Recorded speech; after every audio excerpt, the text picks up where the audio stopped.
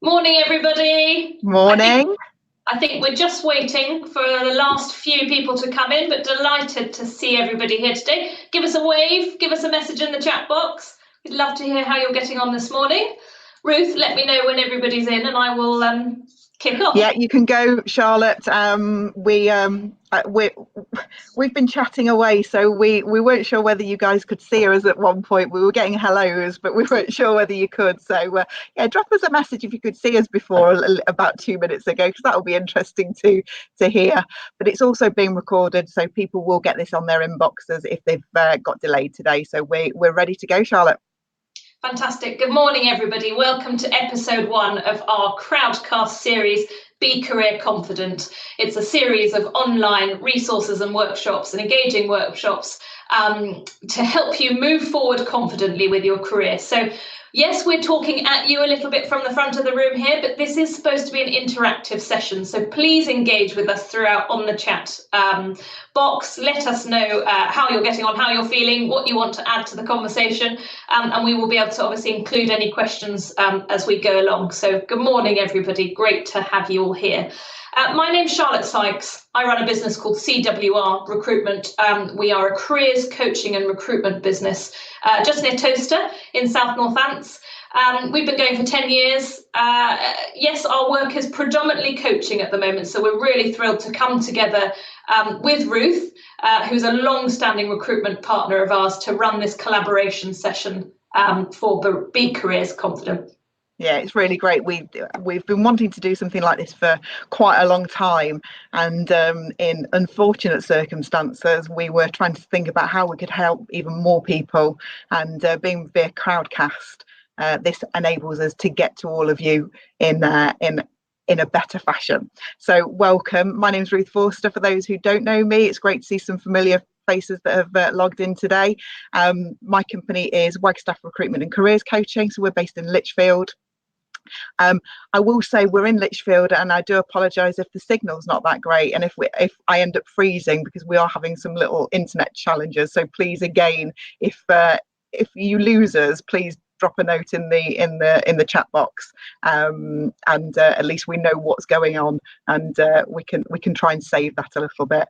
But yeah, great to be working with Charlotte and CWR, and we just want to be here to be able to help you, so that you've got something to come to on a weekly basis and to get some support and hopefully some advice when you're in a challenging situation. And today is the first of our sessions, and we're going to be covering your mental well-being, because in these times it can be really, really stressful. If you're out of work and you are at home and you're trying to find those jobs and keep yourself going, we have highs, we have lows, and it's really important to try and get some coping mechanisms to be able to get through these days. And it's important to remember, and it's easy for me to say this, but this is only temporary. Things will get better, but when you're in the midst of it, it's really, really difficult to see past that point. So today is about looking at that and giving you a way to identify how you're feeling and to help you with that. So we're going to do a little bit of an exercise. So we're going to try and make this as interactive as possible. So initially, what I would like you to do is, I'd like you to draw a stick man. So just on a little piece of paper, draw a stick man, and we'll find out how everybody's feeling today. Good. I'm not sure if anyone can see Ruth's stickman picture. So a nice big head, please. Nice limbs, nice long legs and long arms. Could you just drop me a note in chat when you're ready and you've got your stickman up and running? It's really important, guys, that whilst we're doing these interactive sessions that we know that that's gone through okay. So just ping us a note, let us know when you're ready, because I'm going to carry on talking through. So what I'd like you to do, please. Thank you very much, Tally. That's fantastic. Thank you, Leanne. That's brilliant. So, please, next to your head, your face, could you please obviously write, are we smiling? Are we not smiling? Are we flat? How are we feeling? Thank you, Stu, that's fantastic. Let us know. So draw your expression first, please. Thanks, Jazz, that's great.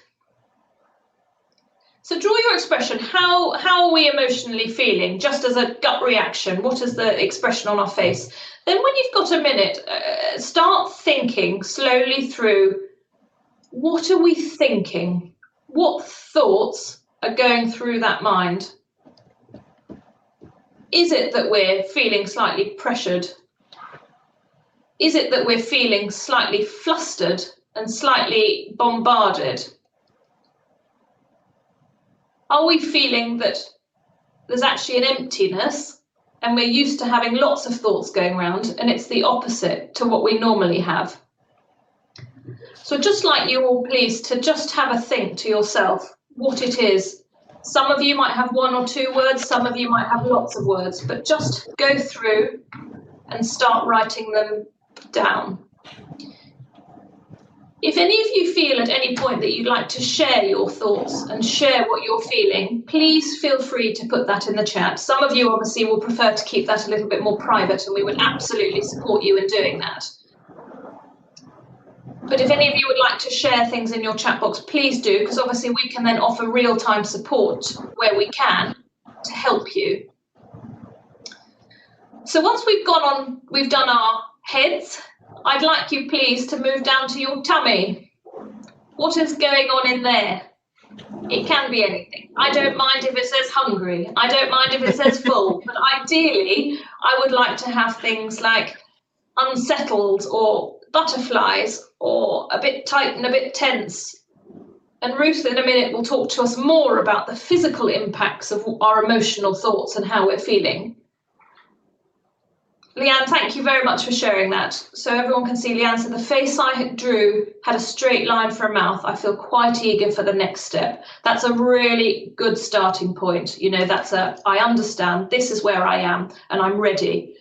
So hopefully, Leanne, this is obviously the episode 1 of our Crowdcast series. We will be moving forward over we've got 12 weeks already planned and they're all online. So please sign up for those, but hopefully we will help you move forward from the straight line to feeling a little bit more confident and a little bit more excited as we move forward. So keep going with your tummies.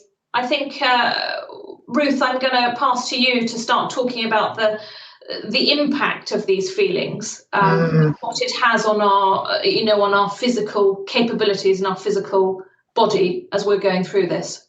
Yeah, absolutely.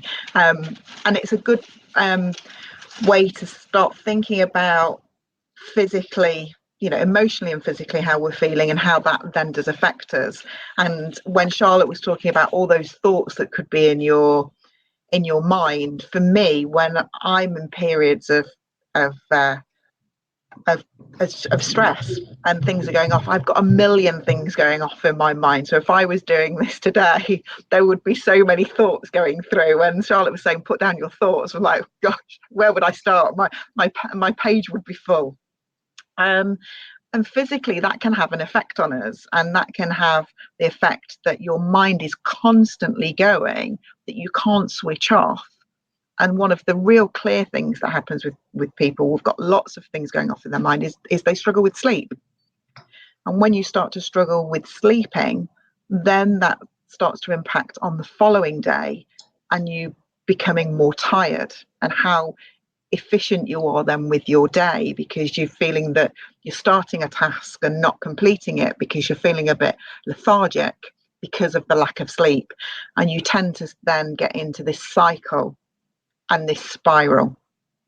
And before we can do something about it, it's important to recognize what starts it off, so that when it happens again, you can stop it at that point. And we all of us, I don't think I've ever met anybody who, if they were honest, would say that they don't have these emotions where they totally consume them.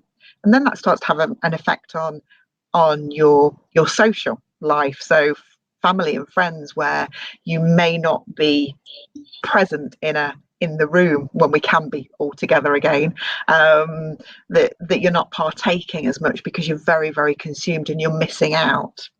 And it's that balance of how it's so important that you need to get a job and that you want to take that next step and get comfortable in a career and that next move, but that you don't want to then it to totally consume you and you miss out on things that are happening in the day-to-day life. And it's that balance and having that plan. Physically as well is everything that's going through in our minds. You know, we get to a point where sometimes it just all has to come out, and there's different ways that will come out. Some people, men and women, will suddenly get to a point and they'll just cry.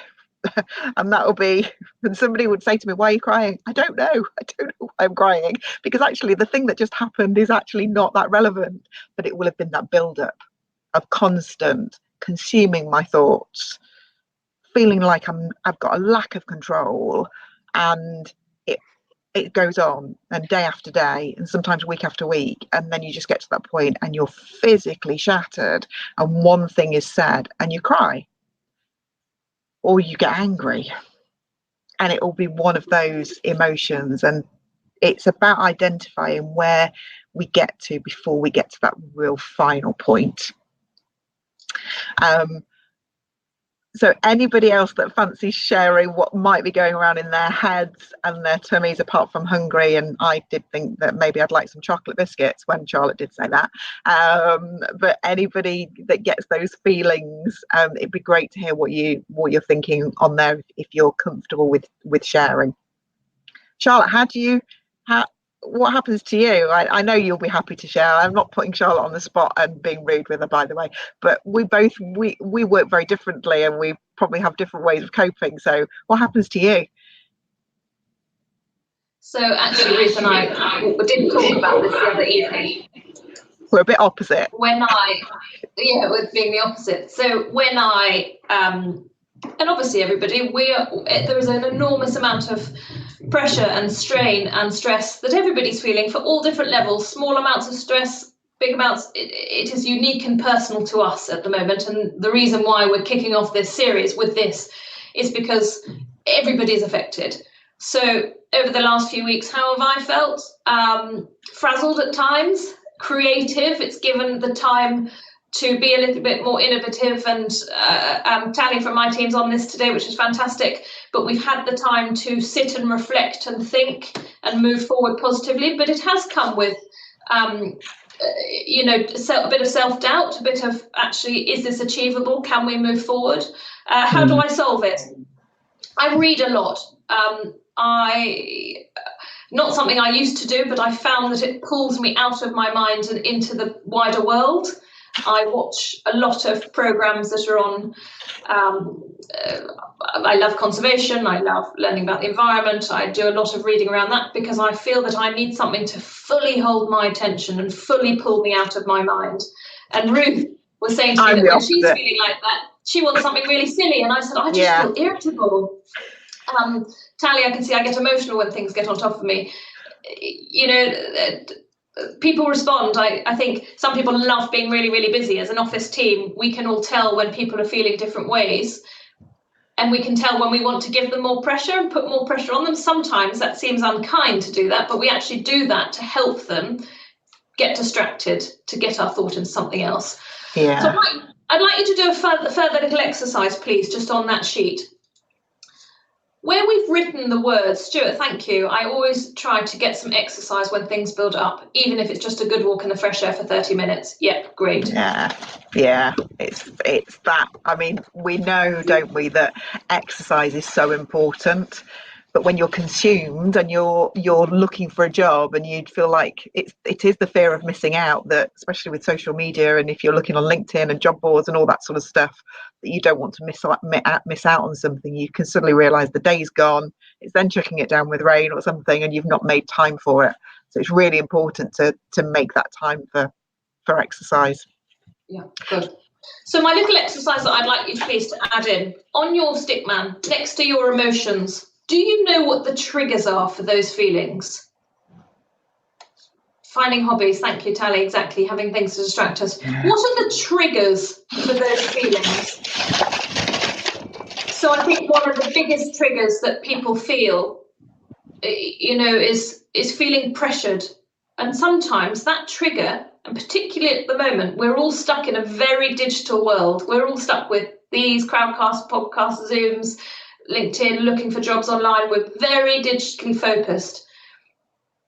And an honest example is I feel sometimes that just that pressure of not turning off sometimes makes a feeling of frazzled. So if I had my little head, I might write frazzled, and I might say too much technology. Or it might be worried, not enough income. Whatever it is that you can see are your triggers, because all we're trying to do is just break this down a little bit, because once with all of these things, the way to get through them is a little bit of understanding and a little bit of reflection. Because once you can get your perspective back, and both Ruth and I are really keen on helping encourage people to get their perspective back, is how we can help you find that balance again, how we can help you withdraw back. And also then, if you know something is a trigger point, then you can say, actually, do you know what? I'm going to be aware of that, and I know that that's going to cause more stress. So there's a personal recommendation I'm going to add. I'm going to add a book in the chat box. It was something that I read about 3 years ago, a book called Digital Minimalization. And it sounds very fussy. It's not. It's actually about learning how you can focus, use your mind, enjoy time on your own again, enjoy how to use your brain thoughtfully. It's a really, really interesting. I'll put that in the chat. Ruth, I'm going to pass back to you for a little bit of a comment, and just moving forward on how we can plan and how we can get we talked a little about this physical activity, and I'd like to pass to you to kind of reiterate that just whilst I type in the box. Yeah, so absolutely. I'll get typing and you get talking. I feel like I need to just point out, I think I've just got very bad hay fever today. I'm not crying at this point, but not at this specific moment in time. But yeah, I think I'm struggling a little bit with hay fever. So I do apologise. Yeah, for me, it's knowing your trigger and knowing what you need to do about it. It's very early on in lockdown. We were obviously, everybody's in a very pressurized situation, and I could feel myself getting a bit grouchy and a bit short-tempered. Unfortunately, the only person in the house apart from Lexi, my dog, was my husband, so unfortunately he got it, and I could feel myself just getting really, really narky. And I took myself off for a walk because I knew I actually hadn't been out for any exercise that day. I was missing the gym. I was missing just having a time to be able to switch off. So when you identify what your trigger is, then you can go back a step and say, well, what would stop me getting to that point? But even if I get to that point, what could I do to then defuse it very, very quickly? And it's putting little things in place just to look after you. Now, it could be, as Charlotte said, reading is your thing. For me, it's box sets all the way. We have got through some serious box sets through lockdown because I can immerse myself in something else, whether it is something humorous or whether it's something drama or whatever. Your own thing that's going to take you out of that pressurized point, because we're all in those pressurized points, whether it's something's going off at home and you need some time for you. So that could be getting outside for a walk on your own, that your work is really intense, and actually you need to take something so that you're not thinking about it, because again, a lot of people struggle to stop thinking about the thing that's consuming them and trying to identify, and it will take sometimes it can take some time to find out what that thing is. But I think a good thing that a lot of people do is writing a bit of a journal and writing every day how they're feeling on that day and what worked well for them that day. There's been a lovely Facebook group over lockdown called three good things that happened today, and people have been putting things on there to say, right, we're in a tough time, but 3 good things that have happened, and the things that have come through have been I made a curry from scratch. I've tried to start doing Couch to 5K. I've taken up skipping. I've taken up painting. I did half an hour of reading a book that I'd not looked at for a while. And there's just some little things in there to just capture those moments. And if you capture them on a daily basis, you're then building up a plan or a visual plan that you can see, I know that worked well for me. And then you can start building on those things. Charlotte's looking very confused. I'm just writing. I'm asking. I found the book. Yeah, I was just asking if anyone else has taken up anything new during lockdown to help with that, that we could get added to that group and share. Yeah. There's an expression that we use a lot in this office called healthy body, healthy mind. Knitting, Tally, very good. You've needed knitting during this very cold weather that we've been having over the last few weeks. Tally's ready for winter. The expression healthy body, healthy mind. There you are, taking orders now. Email Tally or text Tally in the chat. This healthy body, healthy mind is a classic. As we all have had these pressures, it's even more important to look after the bodies. And this balance is something that we can achieve in some ways quite simply. And I'm actually going to just task you all now, please, with another little exercise. So on that piece of paper that you have done your stick man on, either underneath it or on the back of the piece of paper, please can you write a little plan? I don't mind whether that's if you like details, so if you like a day-to-day timetable plan, or if you're somebody who likes to know what's happening for the week, or happening for the month, or happening for the 6 months. Just write down, please, do a timetable. Underneath that timetable, I'd please like you to start writing things that are absolutely key that you achieve. So it might be get up, have breakfast, walk dog, water plants, change linen, whatever it is, all the things that you absolutely must do, please, must go in there. Again, if you're working on a month by month, what must you do within this next month? What is critical? And then, folks, what I'd like you to do is write what you would like to do, whether that's on a day-to-day basis, whether that's on a month basis, whether that's in the next 6 months, this is what I want to achieve, because then we can start planning backwards. If we have some sort of schedule, we have a plan of action. We can hold ourselves accountable. We can ask others to hold us accountable. We can reach out and say, this is what I'd like to achieve in the next 3 months. Are you on board to help me? For those of you in this group, we know there's a few of you who are in the position of either being made redundant or under consultation for being made redundant or long-term unemployed. If we can make a plan, the more people we can share this plan with, the more people we can get on board to help us. And by rallying the support of those around us, we automatically help what's going on in here. Does that make sense to everybody? I hope everybody's got that. And I hope everybody in their mind is going, yes, that makes sense, but I don't know who to talk to. You do. You have 2 of us sitting up here, both of which have been in the recruitment and careers coaching industry for 20-something years. We are here. We are part of an enormous network of other people who are willing to help. And that is why we're running these sessions.